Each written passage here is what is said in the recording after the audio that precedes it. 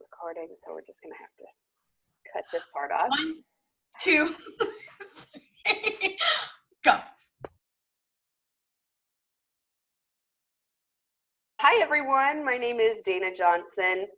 I am here today with the amazing Jesse Karger. Jesse is one of my life coaches right now. She is a very specific transformational and intuitive life coach, which is amazing. She's really helping me right now through a lot of different facets and areas of my life. We've been working together for about 6 weeks, and she's been nothing but good vibes, and we've been doing some amazing work together. She's pushed me to do crazy things like this interview right here. So welcome, Jesse. Thanks for talking to me today. Hi, Dayna. Thank you so much for having me. I'm honored to be your first or one of your first interviews. Yeah, definitely. Jesse, how long have you been a coach? How long have you been doing this? So coaching is actually pretty new to me. I had the idea of wanting to be a coach about like 6 or 7 months ago, and I thought about going to school for it and everything like that. But I ended up just getting into a program that kind of sped my life up a little bit. And so I've been a coach for about six months. 6 months Okay. or so. All right. And you said that you have kind of a day job. You're an occupational therapist. Yeah. So right now, most of my hours are spent working. I recently quit my job in a skilled nursing facility and moved out to Oregon from Pennsylvania. And I went from working with adults to working with babies, like in the neonatal intensive care unit. It's very different. Yeah, like it's night and day. But at the same time, it's like they both need a lot of the same things. They need that help to be independent and to be able to live an independent lifestyle. And that's ultimately like the tie between coaching and occupational therapy, is that my biggest goal in life, and I guess like my purpose, is that I've always wanted to help people like live more independent, strong lifestyles, like always been drawn to that. And you kind of get it both ways now. Yeah, it's so crazy because, going from like the healthcare system and adding coaching in and doing a little bit of both, it's like I feel like I'm always just helping people, and that fills me up, because it's just like I knew that I always wanted to do something to help people, and now it's just like it happens to be my life. So it's been really, really great, and I'm finding myself a lot in all of the new transformation as well. What have you seen is the biggest maybe discrepancy or difference between the healthcare system that you work in on a daily basis and this spiritual transformational life coaching that you're doing? Yeah, well, I mean, the healthcare system it's a very money, I got into it to be a therapist and to do that work, but every therapist that you would talk to will tell you that like it's really hard to do your job the way that you want to do it when you're being kind of controlled by the ultimate factor being money. So I think that's kind of like what's drawn me, or is continually drawing me away from it, is that like as therapists, we are like kind of put on like time restraints where it's like, we need you to be this productive and do this much stuff. And really like to give the quality of care that we want to, it's like we have to give up a lot of our time and a lot more of our energy. Where the spiritual work, I think, is more like fulfilling in a way that's like, what I'm giving, I'm getting back in a way, if that makes sense. And it's just like different in that like I feel like I'm able to serve in the way that like I truly enjoy doing it versus like, being on a clock. My new job here in Oregon has been fantastic, like dream job, like little itty bitty babies and like wonderful people that I work with. And it's really been like a blessing to come into this work and So I just, it's just coming. Right now, it's good from both areas. That's awesome. What made you move from Pennsylvania to Oregon? That's a big change. Yeah. So traveling therapy has always been something that I wanted to do. Ever since that I was in school, like I always knew that was the thing and I could do it, but I was never really confident enough to like in my like skills as a clinician or like in my personality to like go by myself and like travel. And like, I'm here for 19 weeks in Oregon. And then after that, I will make a decision on where I go next. In the United States, or whether, you know, I go full-time coaching, or like, I don't know, my future is very up in the air.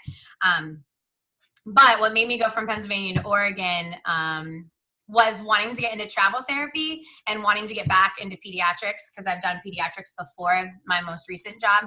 And I really, really loved it. And I don't know, Oregon called me here. There's actually a lot of synchronicities around that. Like I have some stories if you want to hear them about. Oh yeah, I got time. Tell me a story. Okay, so I'm in a city called Medford, Oregon, and the first time that I had like decided to come here, you know, I just kept saying, everyone's like, why Oregon? And I was like, I don't know, like Oregon chose me. And like, I really like genuinely kept saying that and was always just like, I had no idea why I was coming, but I knew that it was going to be working with babies. And I've never been to the West Coast before this. And I just knew I wanted to get out of my comfort zone and into like my life, you know? What I forgot to mention was a biggest push in me leaving was I took a class, Sexy Soul Mastermind, which Dayna is a part of right now, that really like pushed me to follow and pursue the things that were scary to me. To really step out of my comfort zone and to like commit to my life and my growth. And so that's what made me originally like decide to come and travel, was like, listen, you only have one life to live, and like you should do it now, right? Like you should just get up and get going. So anyway, back to what brought me to Medford. So I always said that. So when I was in Pittsburgh, I was going to see an intuitive mentor, Kim Chesney, and she's so amazing. And she was like the first spiritual teacher mentor that I ever had. And I literally like Googled like spiritual teachers in the area. Like I was like just searching for some guidance, you know? So I ended up going to see her, learning a lot from her. And it was our last day together. And I decided that I was going to go to Medford like 3 or 4 days before. And I told her that I was going, but I hadn't told her like where. I was just like, hey, like I decided like I'm going to go. And she was like, oh, yay. So we met for our last session. And before I left, we had talked about it all. And before I left, she was like, do you want me to pull a card for you before you go? Like a tarot card. And I was like, yeah, that'd be cool. So she pulls this card, and the card says on it, like, in the next coming months, like you will be having a lot of aloneness, but like, this is where you will grow and this is where you will develop from. Now, here's the kicker. I looked up from where we were sitting, and I looked, and there was a little wooden box that was sitting on her table. And it was, it had like a bunch of necklaces. She had just given me like a necklace for like it being my last day. And engraved in it was Medford, Oregon, the name of the city that I was coming to. And it was a Harry and David's box, it's a company out here. It's like, but like neither one of us had ever talked about it. I didn't know about it. And I looked up, and there it was. It just said Medford, Oregon right in front of me. And I was like, I stopped. I was like, oh, Kim, look. And she was like, oh my God. I'm like, that's where I'm going. She's like, that's where you're going? I'm like, yes, that's exactly where I'm going. Like, I'd never even heard of Medford, and I was at my intuitive mentor's house, and it was on a box sitting in front of me. So like, I knew that I was meant to come here. Wow. Yeah, I know. And since then, I've never really looked back. So what actions did you have to take then to get from sitting in your intuitive coach's office to sitting where you are right now? So I basically, like the physical activities of like moving across the country. Obviously, and like I just applied to like a travel company and talked to them, and then I had to do a phone interview process, and then I gave away all my stuff, or packed it. I have a couple of things in my parents' house, and I packed everything up in my car, and I grabbed my cats, and I took off across the country. How fast did that turn around? From the day that I decided to the day that I got out here was about 2 months. Okay. So I had a little bit more time to kind of plan and get it all together, and really just kind of figure out what I'm doing. And like now I just live in a studio apartment with my cats. And yeah, I'm just literally living my dream. Like I didn't think that it was ever possible that I could do this. That's so crazy. So tell me a little bit about travel coaching. I've never heard of this before. Travel therapy? Yes, sorry. It's okay. So travel therapy is basically you go to a different place for like 13 to 20 weeks or however long they need you, and you cover somebody while they're out on maternity leave, or if they are like having an influx of patients and they need somebody. So you are paid to just kind of be wherever they need you, whenever they need you. But they'll like send you things, like they'll send you like different jobs, and they'll be like, hey, you know, pick from these ones. Which one looks interesting to you? And then you'll do a phone interview with that company, and then they will decide whether they want to bring you out there or not. So when I came out to Oregon, I'd never been to the West Coast. I didn't even know what this place that I was coming to looked like. I had no idea what my apartment looked like. I had no idea what the place that I was working at looked like. I never met, I don't know anybody out here. Like literally not one soul do I know within, I know somebody about 4.5 hours south down in California. And that was the closest person that I like even knew when I came out here. So it's been crazy. Huge leap of faith. Definitely just that like trust in the universe. Like, and that's where it like what it finally came down to was like, do you want to do this? And it was like, yeah, like I trust that it's always felt right for me. It's always felt aligned for me to leave and come here. Like once I said, I was on the phone and they were like, hey, we want to offer you this job. You can go to Oregon. And my conscious brain said, okay, just tell them that you need to think about it. Like tell them that you want a couple days to think about it. And my subconscious brain and my intuition was like, accept the job. You can do this. My intuition was like, accept the job. And so I was like, okay, I'll do it. And then I was like shitting my pants because like I just like kind of went out on a limb and just like accepted this job. And but after I said that, and then I had like an hour or two of like freaking out, like I knew that I was doing the right thing for like my soul and like what I was supposed to be doing in life. And since then, everything's just exponentially continues to like, you know, present itself to me. Like as long as I'm in alignment, it's like, here you go. Do you want a really awesome coaching job with Katie Pasternak? I'm like, yes, I do. You know, so everything's just kind of like really come to a good place, but it was all about getting my energy in the right place. Wow. It's so, it feels good to hear that from someone who's gone through it, and to see that you took this chance because it's what your heart said was right. And it's working out so beautifully for you. It's really heartwarming. I love it. Yeah, it's really, really, really crazy. Like, cause like when I talk and coach in the Sexy Soul Mastermind with like you guys, it's like, I literally just did it. Like, it wasn't like I did this like a couple years ago. Like, no, I just did it. Like, I was a lost and confused girl in December, and I signed on to do this class, and I knew that I had to do it. And I signed on and it started in January, and it was January, February. No, it was, yeah, like end of January, February, March, a little bit into April. And like, I went from being that lost, confused girl and not knowing what my next step was to here I am 6 months later feeling like empowered and really ready. And it was really all about letting go of my limiting beliefs and Like the fact that I was like, oh, well, I can't do it, or I'm not strong enough, or that's too scary, or like, you know, all of these ideas that I had about it, and just being like, I am powerful, I am worthy, you know, and like really feeling that from like a frequency, like a vibrational level, and just being like, fuck it, let's do it, you know, like getting real with it. So Wow. But yeah. you haven't become a totally different person than you were 6 months ago. Certainly you still have these limiting beliefs that come up now and again. Are you in a place right now where you're like, this is surreal, and sometimes my brain chimes in and says that you can't possibly be doing this with your life, this is weird, or something to that effect? Like, how do you bring yourself back to those feel good feelings?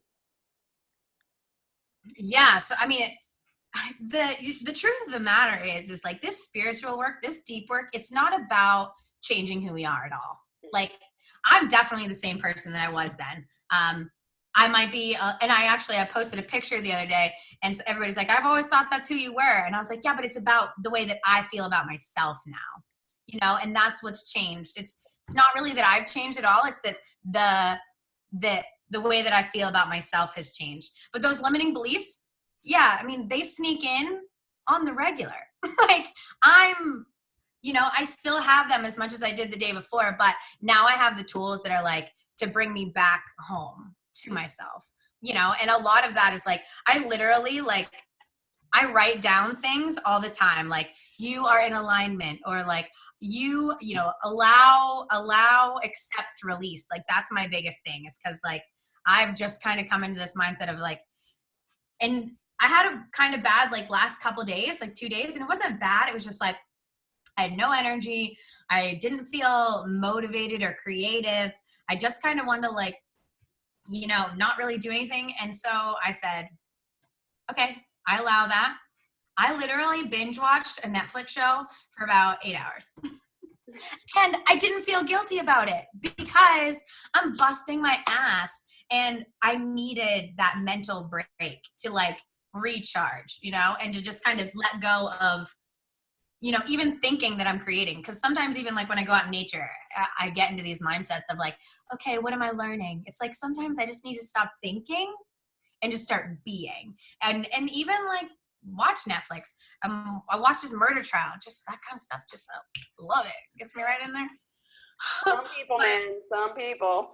I know, it just brings me back in. But and limiting beliefs will always sneak up on you. I don't think that there's anybody that's telling you the truth that doesn't once in a while have that. I think it's the people that really accept them and say and realize that like, oh, that's just a story that my mind is telling me, versus like accepting that and reaching out. Like I had one of my friends from my masterclass. I called her and I was like, so do you think this is a limiting belief, or like, do you think this is my intuition? She was like, well, what do you know, how do you feel about it? I'm like, well, that's why I'm calling you, because I'm not really sure if, you know, like asking for support when you need support. Cause in that moment I was like, do I feel this way because I don't think that I can handle something, or, you know, what's going on? Help me figure myself out. So definitely reaching out to people when that's necessary. Yeah. What's your favorite tool that you've acquired in the last 6 months to help you with those limiting beliefs? Well, in the last 6 months, I've also became a Reiki master.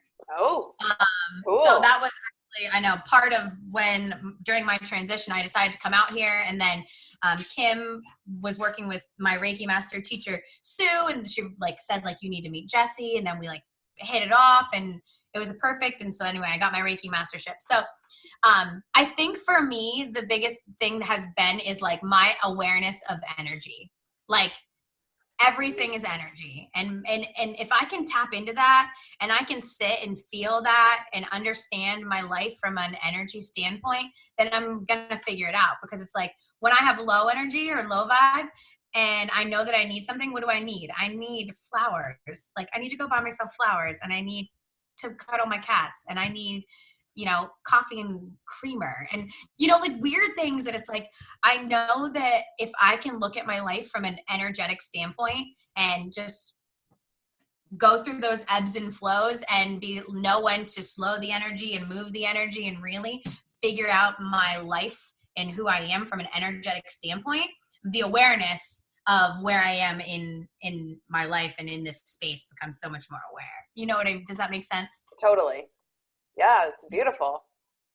Yeah, it's cool. And I definitely, just like meditation, and I listen to just a lot of like Reiki music and just like coming back to home. And I love to say to myself, like, it is okay. And I say that all the time, like, it is okay. And that actually was like a download I had like at a festival where like my spiritual awakening kind of started. And well, not started, but like really blossomed. I was there and I was, not really in a good headspace there in my life. And the sun was setting and I was just looking over and this voice just kind of was like, it is okay. Like, it's okay that you're not okay. It's okay that you want to change. It's okay. Like, however you're feeling right now, it's perfect. It is okay. And so I say that a lot to myself. Just those 3 simple words. Awesome. So let's see, you're an occupational therapist, you're coaching with Katie, what else have you got going on? What projects are you doing right now? Well, quite honestly, that keeps me pretty busy. I bet. I also have like my own Facebook group where I have 2 private clients that I work one-on-one with. And they're super beautiful, wonderful, great people. So I do like weekly calls with them and just kind of take them through some of this work. And then I have my online Facebook group. Right now I'm running like a 21-day challenge just about like tips and tricks to like be a happier human and live a better life. Because I think like the biggest thing about this work that I want to put out there is that like there's so much ignorance around it. Like everybody thinks it's like crystals and like bowing to like Buddha statues, and like it is that, it can be that, but it's also just learning about yourself from an inner standpoint and stop relying on anything external to create your reality, right? It's about coming back home to self. And even if you believe in a higher power, source or God, or you're a religious person, that's okay. But that doesn't mean you need to give your own power away. And coming back to owning your own power is a spiritual practice. And it's not woo-woo at all. It's very real. It's very authentic. It's very basically who we are and who we've always been before society took over. And we got out of we stopped being cavemen and had to figure out from not about survival anymore. And we were always all in our heads. That's where this all consciousness evolution kind of comes from, in my opinion. Yeah, totally. You mentioned meditation. Do you have like a regular meditation practice? See, I have a cat too. I know, cats are like all over the place.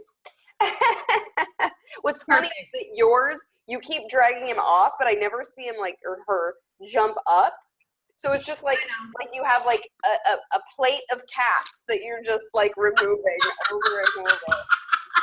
It's just like and it's like she just wants to be like right here, and then I have another one. It won't jump up at all. I'm just like, you guys drive me crazy. But I love them so much. They help me. Like they had to come with me across the country. So I was like, you guys are coming to live in a room with me, and I promise, it'll be fun. We'll open the doors and give you lots of treats. You asked about my meditation practice. Yes.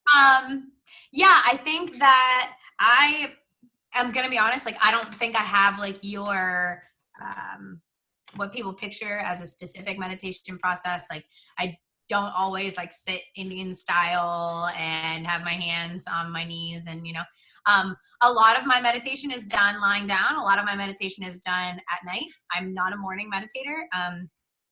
That's when they tell you that you should, but that's just not what works for me, and I'm okay with that. In the morning, I definitely just like I go to work at 7 a.m. and, I have to leave my house at 6:30. And it just seems like for me, that would be a rush. And I also really love sleep. So balancing that all out. So yeah, I like to meditate at night, and I like to kind of light a candle, and I like to listen to Reiki music or I love guided meditations, visualizations and things like that. And I just a lot of times will go on Apple and just find something that resonates with me. And just go there and just do that. And a lot of times it's super helpful. And then like, this is obviously like some people believe this and some don't, but like, I believe that there's kind of a part of life that is all of life is meditation. It's like not all of life, but like I can meditate as I'm walking, like I'm kissing, Thich Nhat Hanh, and like my origins in Reiki is like, kissing the earth with my feet as I walk, and can be a form of meditation, so it just depends on where I'm at and what's going on. But definitely a seated practice or a lying practice for me is something that I try to do on the regular. I'm glad you said that you don't do it in the morning, because I've been really struggling with that. I feel like you said, you hear that it's the best time to do it, sets your intentions for the day, or, and so I kind of have some guilt around that, because I cannot for the life of me get out of bed in the morning. So I am just not a morning person. No, me either. And my ideal schedule would be like stay up till 2 a.m. and not wake up till 11, but I have a child and that's never going to happen. So. I think that's mine too, but like, Yeah, exactly. Like real world stuff, right? Right. Gets in the way. So hard. Yeah, I'm really glad that you said that. I just feel like I can calm down and kind of tune things out better at night. Yeah. And like my mornings, I definitely have like, I don't actually do meditation, but I have an app on my phone. It's like the meditation app, and I have a book on my phone actually too. It's called like 365 Days of something. It's by like Human Angels. And so I read both of those every morning, just for a little bit of like, I affirm that day, like, let's see what today is. I forget. But I affirm that day, like whatever it is. So today is, I always see the glass as half full. And like really bringing you back to perspective. And so like throughout the day, just tuning back into that. So giving myself something like that in the morning helps me to kind of ground in and, stay in that space that I want to. Yeah, so I kind of want to get into then like your routine. We kind of talked a little bit about it. You don't have, is the grounding that you're talking about, is that like an intentional, maybe you brush your teeth, you do your hair, whatever, and then you like stop and do that? Or you just kind of living through it while you're going about your morning? It kind of varies day to day. Like quite honestly, like a lot of times I'm just like, I wake up, if I'm taking a shower, a lot of my day just starts with like, how are you feeling? I just check in with myself. And it's not like, I'm not like sitting down and doing a bunch of things I'm just like, hey, how are you feeling? It's like, I don't really feel life today. And so then I'm like, okay, action, then I'll sit down and do affirmations and do this. Or I'll be like, oh yeah, I'm ready to take on the day. And so then I'll just dance in the mirror and, and write a inspirational quote to myself or to people, in my group or whatever, So I don't personally have like a specific routine that I follow. My biggest thing is like checking in with myself and allowing myself to be there. And if I'm not in the place that I want to be in, identifying what's going to get me out of that place. And sometimes that's music, and sometimes that's a phone call to somebody. And sometimes, it looks different every day, but checking in with myself and saying like, this is how I feel. I'm okay with that, but I'm going to take the actions today in order to try to end my day, better than I feel. Because sometimes we just don't wake up feeling good. Like that's a human thing. Like that's real. Like some days we're just like, I don't want to fucking do this. But it's about how you turn that around and how you, make your day. You are in control. And that's what I always say. Like I am in control of how I feel or how this day goes or what I want to do. Like if I just need to chill and Netflix, I'm going to do that. Like this is my life. I'm in control. So you were telling me a little bit about, your routines. What would a perfect day be like for you? Ooh, what a good question. A perfect day for me would like start out with me kind of having time to lay in bed for like a half an hour, maybe an hour, and just being and not feeling rushed to kind of go anywhere. Which I guess now that I just said that out loud, like I could do that every day. Just get up earlier. But that's how it would start. Sleep. I know. I'm always like, oh, snooze. And I think I would, and I would get up and I would make myself like a breakfast because I love to like make myself breakfast, like a little omelet or something, and sit down with a cup of coffee and write and journal for a little bit, and then go out in nature and do something. Like I love being outside and being in nature, and like I bet like going rock climbing and like that's my shit. So like I would do something out there in nature, maybe like zip lining or going boating or something like that with super fun like-minded people, maybe a cocktail or two, and just really like letting go and being who I am in like just like a free space. Yeah, I mean, I guess that's really simple, but that's really that's what I'm gonna do tomorrow, like Saturday. I'm trying to make that my reality, though. I don't want anything like too bougie.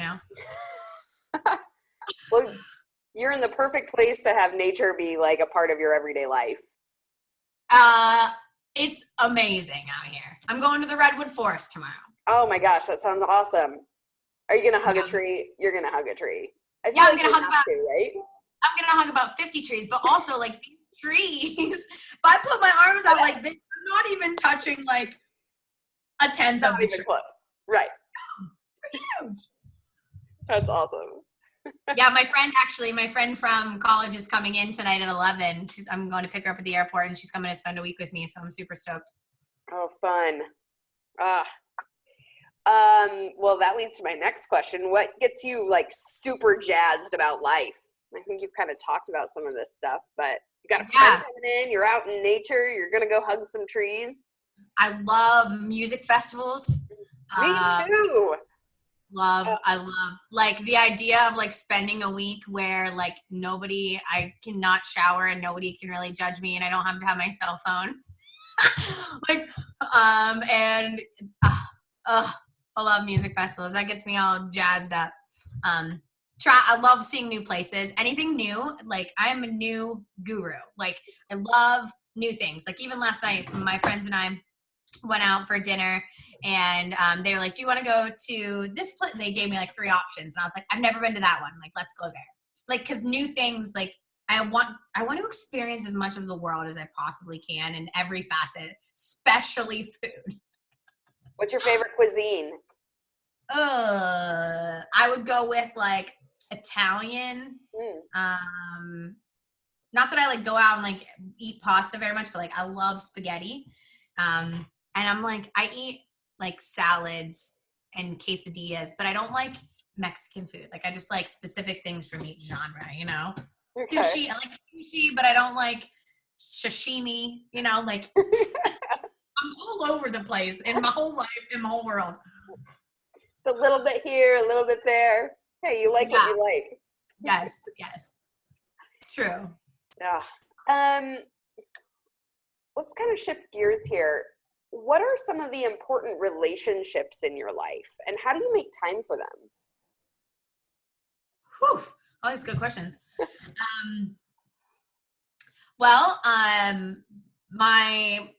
My mom and dad and I have always been really close. And so ever since I was in college, but on my way to work every day, on my way to my field work at the time, I would call my mom on my way there. So I've been a therapist for almost 8 years. And so every morning I wake up and on my way to work, I call my mom. And we talk every morning on my way to work. And then that's just our little time and we get everything out. And then, we just keep that kind of close connection. And then if she ever calls me at night, I know something's wrong. No, but that's like, like that's our code. I'm like, my mom just called me. We only talk in the morning. It's nice because then every day I get to check in with her and every day she gets to check in with me. And it's in a really like natural way now that it's like, I literally get in my car, set myself up, call my mom. And she literally wakes up, gets her coffee and I give her a call. And the calls some days are like 30 seconds. I'm like, hey, I'm on my way to work. Sorry, I'm running late. I love you. Have a great day. Take care of yourself. And she's like, oh, I love you too. And some days they're, 15 minutes. I'm in the parking lot of my work and I'm like, Mom, I got to go. And we're like, oh, so it's really like natural and it flows. And it's just kind of that touching base and feeling supported every single day. So that's been a beautiful thing. Are you able to share, sorry to interrupt you, but are you able to like share your feelings with your mom about things? Like, do you have that kind of relationship? It's not just like a touch base. No, definitely. I haven't always had that relationship with her. Like, I feel like I always hid things in the past because I was afraid that she was going to judge it or judge me. But now I definitely am trying to be as open and real with my parents as I can. And so definitely, I definitely can share with them things. And when I came here to Oregon, I drove out and they drove behind me. Yes, because they were like, you're our baby, you can't go by yourself. I'm like, oh, okay. So when they were leaving, we were all saying goodbye and we were kind of all crying because this was like my first big, like, I'm 29, like I'm going to be 30 next month, but like I'm by myself. I'm by myself on the West Coast and my entire life is on the East Coast. And my dad handed me a book and it was the guide to higher consciousness. The handbook to higher consciousness. And I was like, they get me. Like, like that's not all that I am, but like they understand where I am in my life and how important it is for me to be aware of all of these things and live this life. And they're part of my Facebook group, both of them. Like they're part of my Flowing into Freedom group. They, so they're real and they get it and it's good. That's awesome. Yeah. What else you got going on? Friendships and other relationship, work even, like people at work? Are you cultivating relationships out there with that way? Yeah, so I mean, I have like really good friends back like in Pittsburgh and back home that I've stayed in really, really close contact with, talking like daily, texting and everything like that. And I felt really supported. I felt really supported in all this transition out here and people that I felt, and we were talking about this a little bit earlier, but like, I feel like I've changed a lot, and nobody else sees it that way. And that's such a beautiful thing because it means that like, I've always been this person. I just haven't believed it. You know what I mean? It's like, and it's so funny because like I'm talking to a couple of my girlfriends and, I was just like, do you think that like I've gone off the deep end and that, and they're like, you've always been this person. I was like, I have. And they're like, yeah. And they're like, yeah.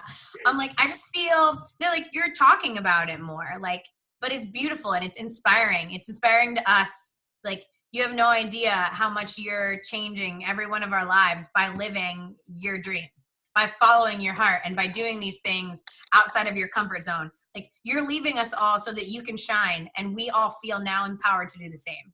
And I was like, I got good friends. Yeah, so that's been a really, really like good and like really, really beautiful thing that I've had coming out here. And yeah, I've made really good friends at work. I feel like I just feel so supported everywhere in my life. It's so crazy now that you keep asking these questions and I get to think about it. Like I like everybody that I work with. And they all genuinely like respect and care about me. and have really kind of just taken me under their wing and allowed me to blossom and bloom there. So here's another kind of side story from earlier. And this is so odd. And also it's very sad, beautiful, and just like overall, it's just another one of those synchronicities that's brought me here. So I got here and I was originally supposed to, I'm covering a maternity leave for somebody. But they brought me in early so that I could like learn the job I was supposed to learn it for 3 weeks until she had the baby and then whatever. So I ended up job shadowing her, and she and I hit it off like fast friends. And like, honestly, like day 3, and I was like, I love this girl. I was like, why are you having a baby? Like, why can't you just work with me every day? Like, I love you.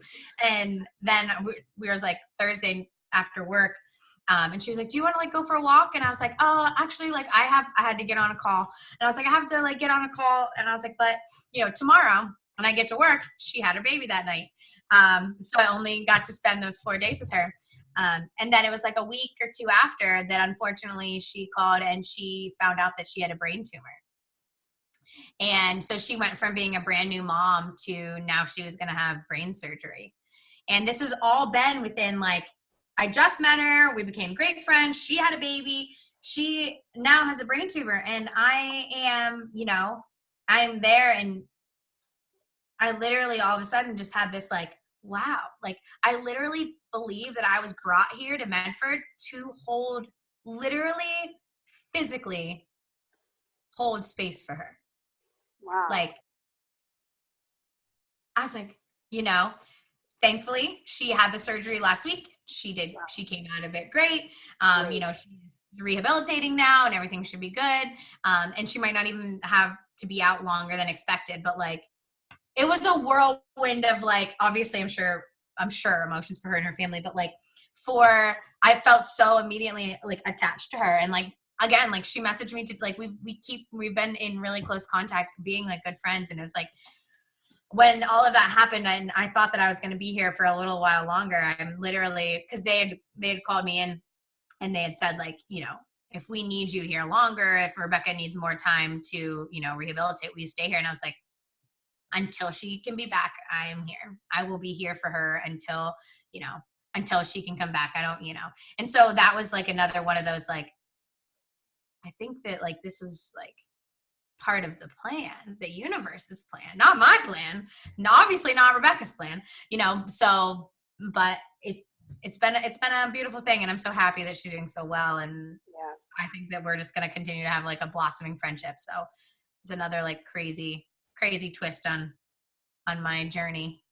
Definitely. Oh, wow. Yeah. To be able to just say yes with no reservations. And I didn't feel like, it wasn't like I was like, well, it was like, they were like, I was like, until she's ready to come back. I don't care how long that is. And like, I've never felt something so like, I've never felt so sure of something really in my life. Like I knew that was what there was no ever a point where I was going to be like, no. I was like in my soul, I knew that like that was part of it, was like I was holding her space. Now, hopefully I don't need to hold longer space for her and she can get back to working and everything, that she loves. But yeah. And I talked to her and I just said, and I told her that so that she knew that she didn't have to worry about, she didn't have to worry about her job.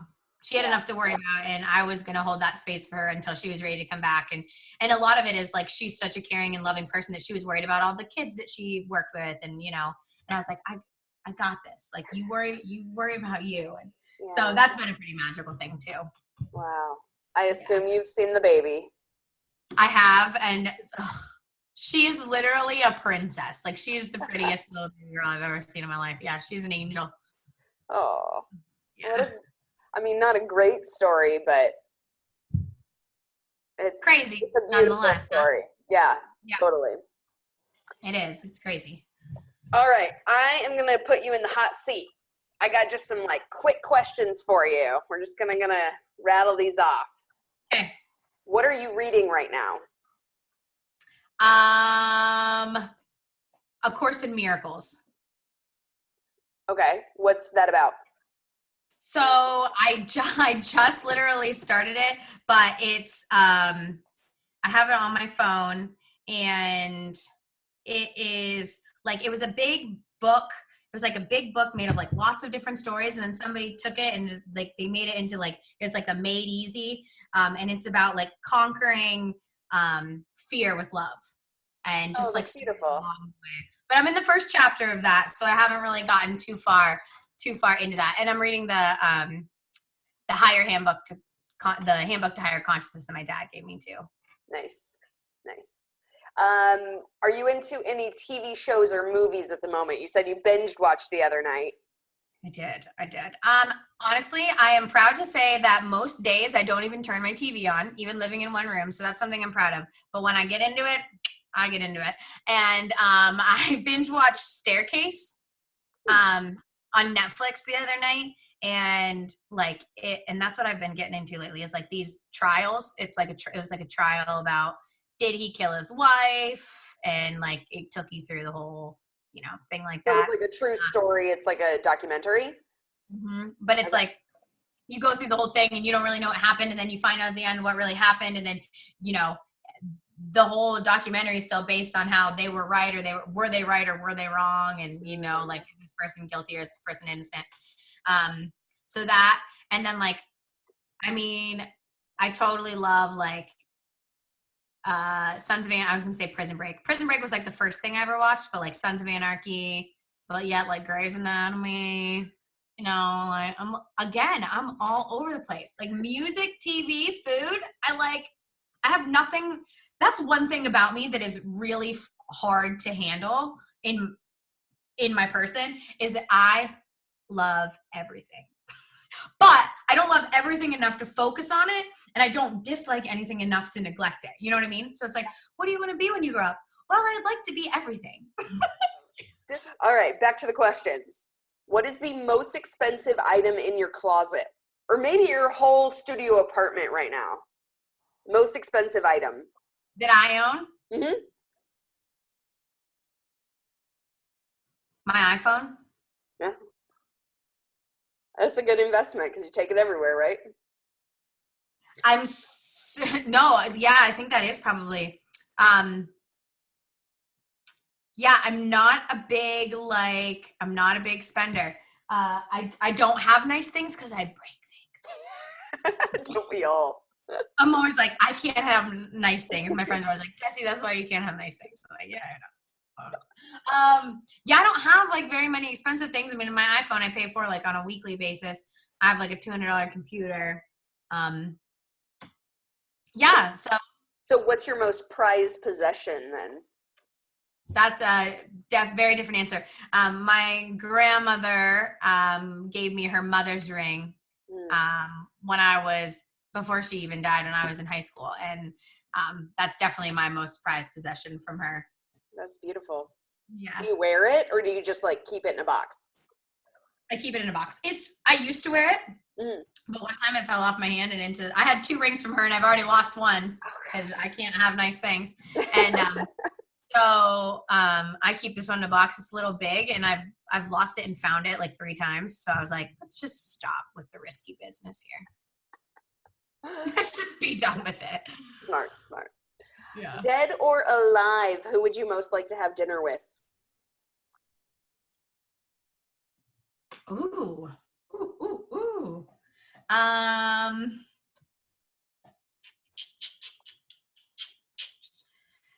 think maybe Abraham Hicks. Or like Thich Nhat Hanh, or like somebody like that. Maybe Jesus, because I'd just be like, yo, dude, is it true? Right.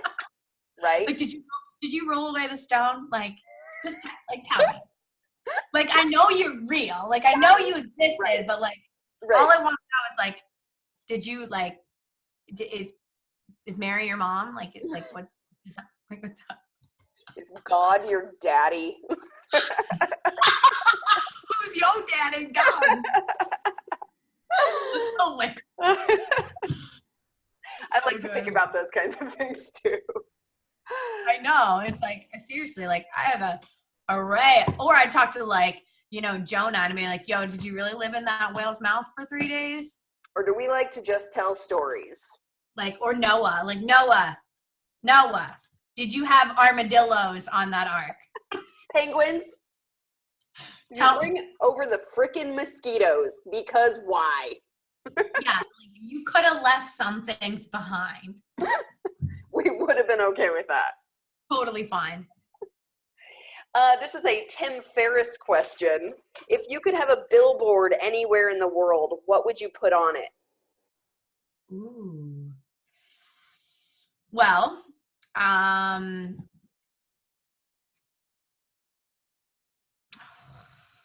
this is a hard one. I know. That's why I wanted to email you the questions, but you wouldn't let me. Off the top of my head. Maybe I would put the words like, it is okay. Like, yeah, like maybe something super simple with like just a picture of like something beautiful and just a reminder that like wherever you are now is perfect, and like it's all for the greater purpose of something, who knows what it is, but if you trust that, then it'll all come to fruition. That's beautiful. All right, here's my last question for the whole interview. What is a secret key to your success that you wish everyone knew?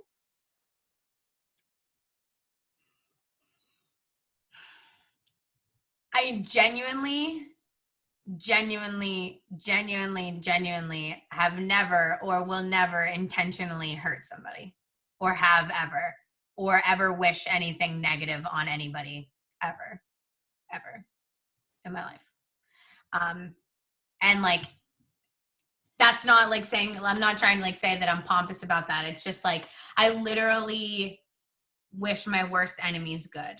And I know I have the ability to see, and I would tell other people, I have the ability to see the good have the ability to see that like pain and hate is really just a need for love, and like I see through that. Like I have the affinity to see everything with understanding, and I don't have any hate for anybody at all in my heart. I don't hate a single person. And I don't think I have, maybe like very small moments of time, but like I've always felt abundant amounts of love for other humans for no reason, even other people like I'll never meet. I think you're very lucky in that way. Yeah. If you view everybody's pain and suffering as a call for love, and you love them more, you will make the world a better place, and you'll increase your vibration, and then in turn, things will get better. Oh, beautiful. Yeah. Jesse, thank you so much for talking to me tonight. This has been wonderful. Yeah, I'm so glad that you could like take the time to get to know me, because like I didn't really feel that it was going to be such an introspective time, but like it's been really good for me to say some of these things out loud, because I don't know if I have. So thank you, Dayna, for bringing a lot of this out of me, and yeah, it feels really good. Thank you. Oh, I'm happy to. I'm so glad we could share this.